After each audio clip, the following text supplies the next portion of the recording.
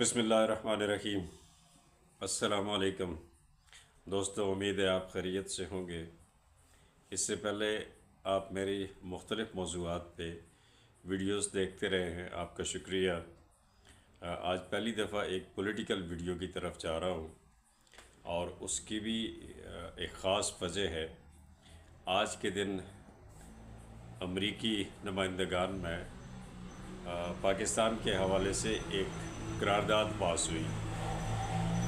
تو میں نے کچھ عرصہ پہلے ایک بہت ہی خوبصورت میرے ہاتھ ایک کتاب لگی تھی، سکوت بغداد سے لے کر سکوت ڈھاکہ تک، جس میں مسلمانوں کی 600 سالہ تاریخ، اور اسے پڑھنے کے بعد میں یا کوئی بھی قاری اس نتیجے پہ پہنچتا ہے کہ مسلمانوں کو کبھی کوئی قوم شکست نہیں دے سکی۔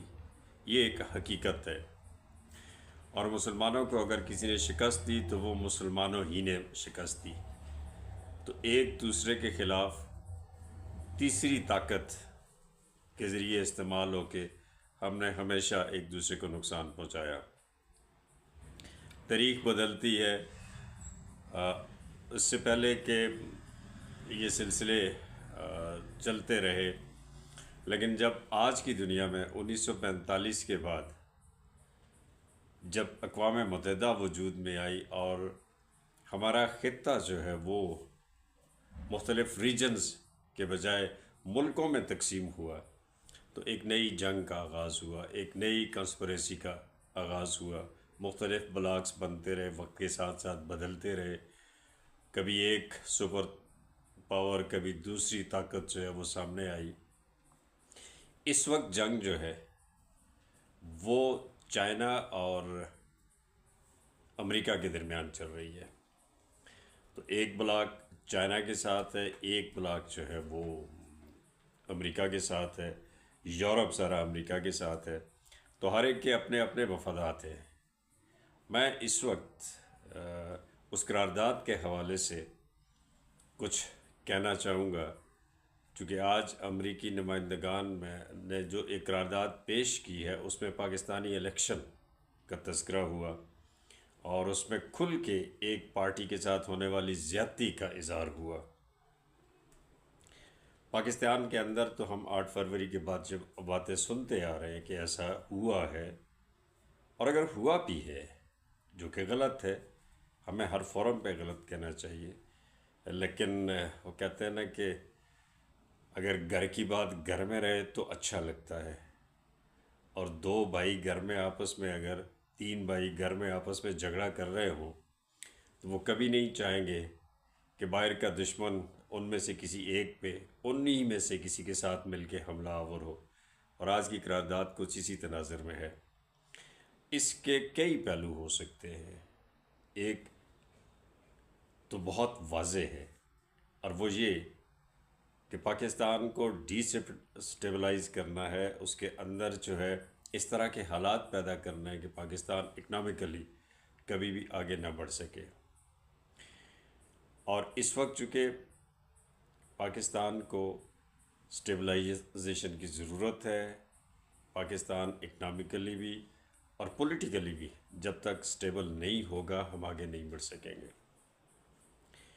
چائنا بہت بڑی انویسٹمنٹ کر رہا ہے۔ چائنا ظاہر ہے اس کے اپنے مفادات ہیں، اور اس نے یورپ تک کی منڈیوں تک پہنچنا ہے، اور اس کا بہترین ذریعہ جو ہے وہ سی پیک ہے۔ پاکستان کے ذریعے وہ گرم پانیوں تک پہنچ رہا ہے۔ امریکہ کو اس بات کا خوف ہے کہ چائنا ہماری ساری منڈیوں میں غالب آ جائے گا۔ تو یہ ان کے بیچ کی جنگ ہے، اور پاکستان چونکہ چائنا کے ساتھ اس وقت انویسٹمنٹ کے حوالے سے بہت بڑی پاکستانی مارکیٹ ہے، تو اس کو کرٹیل کرنا مقصد ہے۔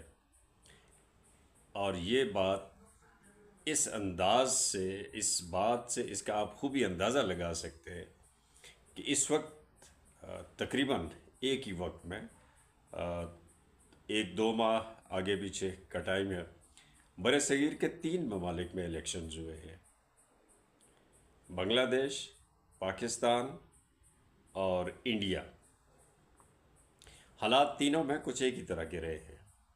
جب ہم دھاندلی کی بات کرتے ہیں تو پاکستان میں بھی ہوئی ہے، اس پہ کوئی شک نہیں ہے، لیکن اس سے بڑھ کے بنگلہ دیش میں ہوا ہے۔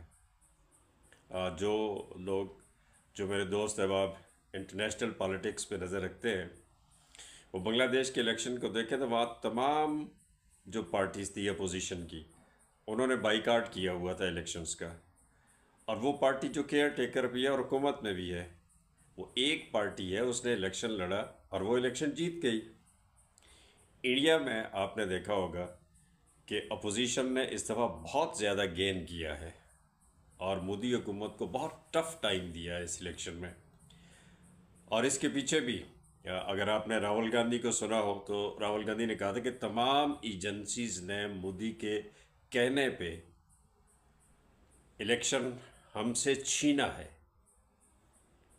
تو بنگلہ دیش کی بات کریں، پاکستان کی بات کریں یا انڈیا کی بات کریں، تو الیکشنز کے حوالے سے کوئی تسلی بخش پوزیشن نہیں ہے۔ لیکن امریکی ایوانوں میں نہ تو انڈیا کی بات ہوئی ہے، نہ بنگلہ دیش کی بات ہوئی ہے، ان کے خلاف تو کوئی قرارداد نہیں آئی، صرف پاکستان ہی کے حوالے سے آئی ہے۔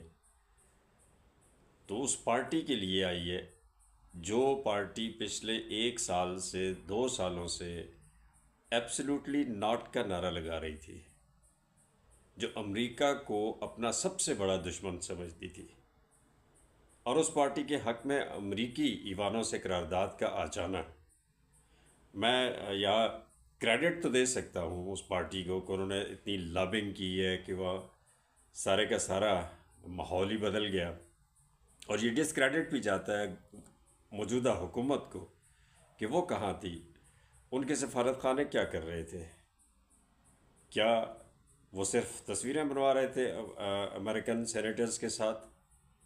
یقیناً وہ اپنی جاب، وہ اپنی نوکری پکی کر رہے تھے، اس کے علاوہ پاکستانی میشنز کا ویسے کوئی کام بھی دنیا میں نہیں ہوتا، یہ اکثر یہ کہا جاتا ہے۔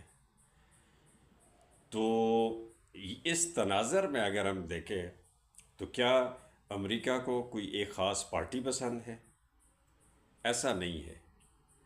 امریکہ اپنے مفاد کے لیے استعمال کرتا ہے کبھی ایک گروپ کو، کبھی دوسرے گروپ کو، کبھی تیسرے گروپ کو۔ تو اس وقت جو ہے وہ انہیں شاید پی ٹی آئی بہت اچھی لگ رہی ہے، کیونکہ انہیں حالات نظر آ رہے ہیں پاکستان میں۔ حقیقت ہے کہ دھاندلی ہوئی ہے، اس پہ تو کوئی شک والی بات نہیں ہے۔ کراچی میں ان کو مینڈیٹ دیا گیا ہے جن کا مینڈیٹ بنتا ہی نہیں ہے، جن کو 10% سے زیادہ لوگوں نے ووٹ نہیں دیے، وہ کراچی کی ساری سیٹیں اس وقت جیت چکے ہیں اور دنیا جانتی ہے۔ لیکن خیال رہے، امریکی اپنے مفادات کے لیے جاتے ہیں۔ تو میں اپنے پاکستانی دوستوں سے، بھائیوں سے، نوجوانوں سے جو کہ پی ٹی آئی کے ساتھ ہیں، ان سے گزارش کروں گا کہ اس پہ اتنا خوش ہونے کی ضرورت نہیں ہے، کیونکہ ہم سب پاکستانی ہیں، ساری پارٹیز ہماری ہیں، ساری پارٹیز ہماری ہے، سارے لوگ ہمارے ہیں، یہ وطن ہمارا ہے۔ ہم سے کوئی ایسی غلطی سرزد نہ ہو جائے کہ جس کا خمیازہ ہمیں بھگتنا پڑے اور بہت دیر ہو جائے اور ہم بہت نقصان کر بیٹھے۔ اپنے اداروں کے خلاف ہمیں بات کرنے کا حق حاصل ہے، وہ بات جو وہ قانون کے خلاف کر رہے ہوں، آئین کے خلاف کر رہے ہوں، وہ فوج ہو، وہ پارلیمنٹیرینز ہو، وہ ہماری جوڈیشری ہو۔ لیکن یہ گھر کے اندر کی باتیں بہت اچھی لگتی ہیں، گھر کے اندر ہی رہیں، تو ہم کسی کے اعلی کار نہ بن جائیں۔ کیونکہ میں نے شروع میں کہا تھا کہ اگر آپ کو بھی موقع ملے تو سکوت بغداد سے سکوت ڈھاکہ تک ایک خوبصورت کتاب ہے ہسٹری کی، اس کو ضرور پڑھ لیجیے گا کہ ہمیں کبھی کوئی دشمن ہرا نہیں سکا، ہم دشمن سے مل کے اپنے ہی بھائیوں کو ہمیشہ ہراتے رہے ہیں، اور یہ ایک المیہ ہے اور یہ حقیقت بھی ہے، ہمیں اس سے سبق لینا ہے۔ اپنا بہت سا خیال رکھیے گا، اور میری کوئی بات نامناسب لگی ہو، ناگوار لگی ہو کسی بھی بھائی کو، تو اس کے لیے معذرت خواہ ہوں۔ آپ کا بہت شکریہ۔